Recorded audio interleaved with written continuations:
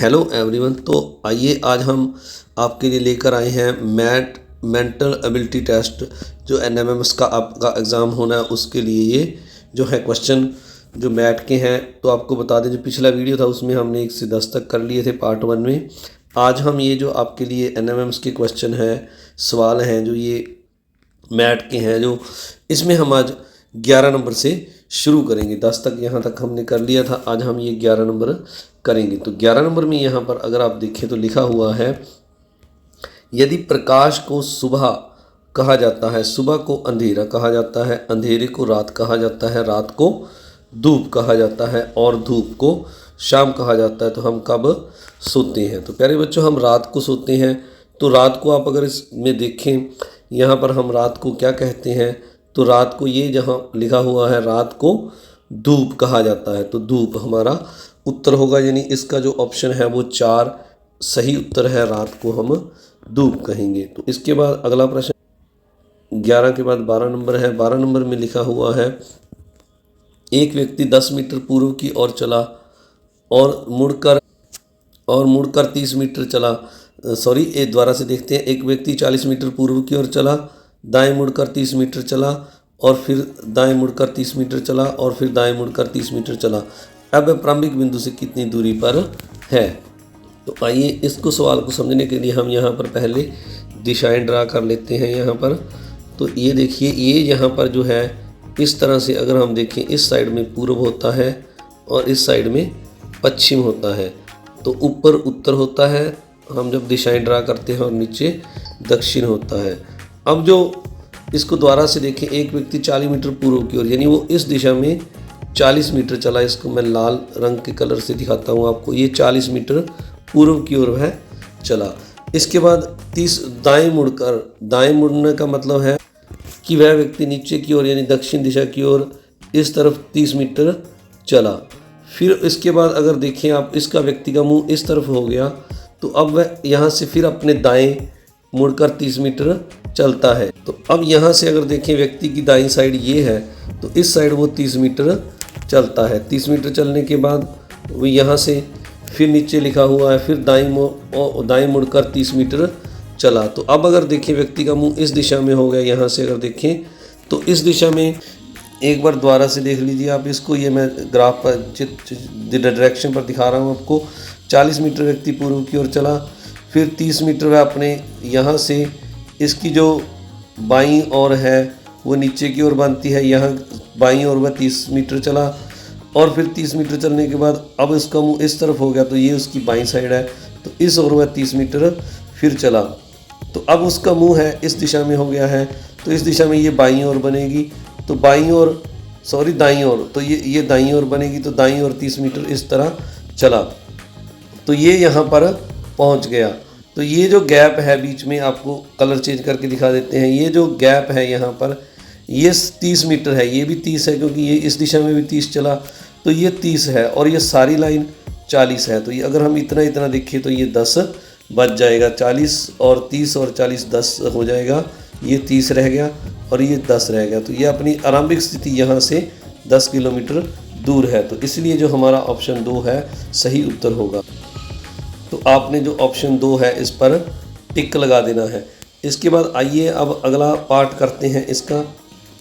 13 number सम करते हैं। 13 number में यहाँ पर लिखा हुआ है, हमें निर्देश दिए हैं नीचे 13 से 17 के लिए है। नीचे दी गई प्रत्येक आकृति में एक निश्चित क्रम अनुसार कुछ संख्याएं लिखी गई हैं। इनमें से एक संख्या लुप्त है। लुप्त संख्या ज्ञात करें जो प्रश्न चिन्ह के स्थान पर उपयुक्त होगी। तो ये जो 13 नंबर में ये क्वेश्चन मार्क यहाँ लगा हुआ है, हमने ये संख्या बतानी है यहाँ पर कौन सी संख्या आएगी। तो ये साथ में हमें यहाँ पर ऑप्शन दिए हुए हैं 4, तो इनमें से हमने बताना है कि कौन सा आएगा। तो आइए देखते हैं इस सम को आपने कैसे करना है।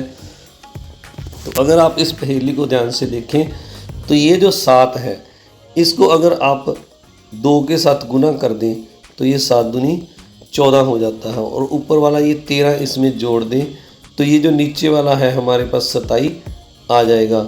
7 दूनी 14 और 13 जोड़ेंगे तो ये 27 आ जाता है। इस तरह दूसरे में भी इसी तरह है। अगर 45 का हम दुगना कर दें तो 45 दूना 90 होता है और 90 में ये 54 यानी 54 हम जोड़ देंगे तो आप देखिए 90 प्लस 54 54 यानी, तो इनको जोड़ेंगे तो 144 आ जाएगा। ये नीचे वाला जो है 144 हमारे पास आ जाता है। इस तरह यहाँ पर अगर हम देखें 32 का पहले जो बीच वाला ये हम ले रहे हैं, 32 का अगर हम दुगना करें तो कितना आता है, 32 का दुगना 64 आता है। अब 64 में हम कितना जोड़ें कि 68 हो जाए, तो ये क्लियर दिख रहा है। अगर इसमें 4 जोड़ दें तो ये 68 हो जाएगा। यानी ये जो क्वेश्चन का चिन्ह है, प्रश्न चिन्ह है, यहाँ पर अगर हम 4 लगा दें तो ये हमारी पहेली सॉल्व हो जाएगी। तो इसका मतलब ये 2 नंबर आपका जो 4 है ये उत्तर है इसका। आइए अब 14 नंबर सम करते हैं। तो 14 नंबर सम करने से पहले आप सभी से एक रिक्वेस्ट है कि अगर आप चैनल पर नए हैं तो चैनल को सब्सक्राइब ज़रूर कीजिए और इस वीडियो को ज़्यादा से ज़्यादा शेयर कीजिए ताकि आपके दोस्त भी लाभ उठा सकें, और इस चैनल को, इस वीडियो को लाइक भी ज़रूर कीजिए। तो यहाँ पर लिखा हुआ है 14 नंबर में, ये जो हमें पहेली दी हुई है, यहाँ ये क्वेश्चन मार्क लगा है, हमने यहाँ बताना है क्या आएगा। तो एक बार हम देखते हैं इसको। जैसे यहाँ पर ये 1 है, तो अगर हम 4 है, 4 का अगर हम दुगना कर दें, 4 को यानी 2 से गुना कर दें, तो एक बार फिर से देखते हैं। 4 को हमने पहले इस 1 के साथ गुना करना है, 4 एकम 4, फिर हमने इसको 2 के साथ गुना करना है, 4 दूनी 8, और इसमें 1 जोड़ देना है, तो 8 और 1 9 हो गया, यानी ये वाला 9 आ गया हमारा। यानी इसको जोड़कर तो आगे हम इसी तरह अगर यहाँ पर ट्राई करें, 7 और 5 की गुना करें तो 7 5 35। अब 35 को हम 2 के साथ गुना कर देंगे, 35 दूना 70, और 70 में 1 जोड़ दें हम तो 71 आ जाएगा। यानी ये पैटर्न चल रहा है, 2 के साथ गुना और 1 जोड़ना है सभी में। अब अगर हम यहाँ पर देखें तो 6 और 7 42, 6 की 7 के साथ गुना कर दें 42, और 42 की 2 के साथ कर दें तो 42 दूना 84, और 1 जोड़ दें इसमें तो ये 85 आ जाता है। तो इसी तरह हमने ये जो क्वेश्चन मार्क वाला ये है जो 9 और 3, इनकी भी हम आपस में गुना करते हैं। 9 और 3 की अगर हम गुना करें तो 9 तिया 27 आ जाता है, और 27 को हम 2 के साथ गुना करेंगे तो ये 27 दूना 54 आ जाएगा। और अब इसमें हमने 1 जोड़ देना है तो ये हमारे पास 55 आ जाएगा। यानी इसका अगर आप ऑप्शन 3 देखें तो ये इसका सही उत्तर है। यहाँ पर आपने 55 यानी 55 लगा देना है। तो इसके बाद अगला जो सम है 14 नंबर के बाद हम आगे 15 नंबर सम करते हैं। तो 15 नंबर में हमें यहाँ पर इसी तरह की पहेली और दी हुई है। यहाँ पर ये हमें पूछा गया है, ये देखिए आप अगर, तो यहाँ पर 2 है और यहाँ 1 है, यहाँ 41, यहाँ 4 2 और क्वेश्चन मार्क है, यहाँ 3 5 और 925 है। तो आप इसको ध्यान से देखें अगर, तो आपको जल्दी समझ आ जाएगा। अगर आप ये 2 देखें तो 2 का वर्ग 4 होता है और 1 का वर्ग 1 होता है, तो ये 41 आ गया। इस तरह यहाँ पर आप देखें 3 का वर्ग 9 होता है और 5 का वर्ग 25 होता है, तो ये 9 के साथ में 25 लगा के 925 बना दिया ये वाला। अब इसमें अगर देखें 4 का वर्ग आप, तो 4 का जो वर्ग होता है वो 16 होता है, और यहाँ पर आप 16 लिखें पहले, और फिर 2 का वर्ग 4 होता है, तो 4 इसके साथ में लगा देंगे, यानी ये 164 आ जाएगा। यानी इसका अगर हम देखें तो आप देख रहे हैं ये कौन सा ऑप्शन सही होगा प्यारे बच्चों। इसका जो पहला ऑप्शन है इस पर आपने टिक लगा देना है, 164 ये सही उत्तर है। आइए अब आगे 16 नंबर देखते हैं। ये इसके बाद तो 16 नंबर सम में हमें दिया हुआ है, यहाँ पर ये जो एक डायग्राम दिया है इसमें यहाँ पर लिखा हुआ है हमें अगर आप देखें तो यहाँ लिखा हुआ है 12, फिर 100, यहाँ क्वेश्चन मार्क है, यहाँ 5 17 और 8। तो प्यारे बच्चों आप अगर इसको देखें ध्यान से, 17 और जो 18 8 है, इनको आप अगर जोड़ोगे तो ये 25 आता है, और 25 को अगर आप देखोगे तो ये 5 का वर्ग है। 5 का अगर वर्ग करेंगे तो 5 और 5 25 आ जाएगा। इस तरह यहाँ पर भी ये 100 और ये वाली जो संख्या है इनका जो योग होगा दोनों का वो 12 का वर्ग होगा। तो आइए हम 12 का वर्ग देख लेते हैं पहले कितना होता है। तो 12 का वर्ग 144 होता है, तो दोनों संख्याओं का योग 144 आएगा। अब एक संख्या 100 है तो दूसरी हम 100 माइनस करके 144 में से निकाल लेंगे तो ये 44 आ जाएगा 44, यानी इस क्वेश्चन मार्क की जगह पर 44 आएगा, और ये ऑप्शन 2 में उत्तर है, तो 2 हमारा सही उत्तर होगा। तो आइए अब अगला इसके बाद 17 नंबर सम देखते हैं। तो 17 नंबर सम में हमें दिया हुआ है इसी तरह का एक डायग्राम सर्कल दिया हुआ है। तो आगे बढ़ने से पहले आप सभी से एक रिक्वेस्ट है कि अगर आप चैनल पर नए हैं तो चैनल को सब्सक्राइब जरूर करें, और अगर नहीं भी किया तो भी करें, वीडियो को लाइक करें और शेयर भी इस वीडियो को ज़रूर करें। तो यहाँ पर लिखा हुआ है, आप देख रहे हैं नंबर 1 एजुकेशनल चैनल VMC वैदिक मैथ क्लासेस। तो अब ये जो क्वेश्चन है 17 नंबर, इसमें पहले 2 दिया, फिर 9, फिर 28, फिर 65, फिर 126 और यहाँ पर क्वेश्चन मार्क। तो इस पैटर्न को हम समझते हैं। तो अगर आप देखें यहाँ पर पैटर्न, तो अब 2 के बाद 9 है और 9 के बाद 28 है। तो अगर हम 28 को पहले समझते हैं तो 28 3 का अगर वर्ग करें, हम घन करें, 3 3 9 9 तिया 27 और इसमें 1 जोड़ दें तो 28 आ जाता है।